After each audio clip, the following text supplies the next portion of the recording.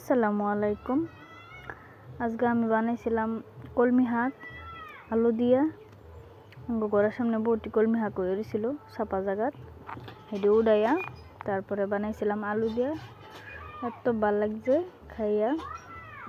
আর বানাইছিলাম একটা নতুন রেসিপি, আমি নিজেও জানি না, এম করে বানাইছি। আলু সিদ্ধ কইরা, আলু ড্রেসে কুইটা গুঁড়া কইরা, তারপরে মাংসর মশলা সব কিছু দিয়া, মাংসের মশলাটি কষাইয়া, তারপরে আলুটি ঢেলা দিয়া, তারপরে অল্প বয়েল হইতে দিয়া চিকেনটি দিয়ে দিছি।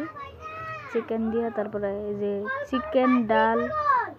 চিকেন ডালে নিচে হয়েছে, মানে আলু দিয়া চিকেন দিয়া এটা একটা ডাল বানাই লিছি।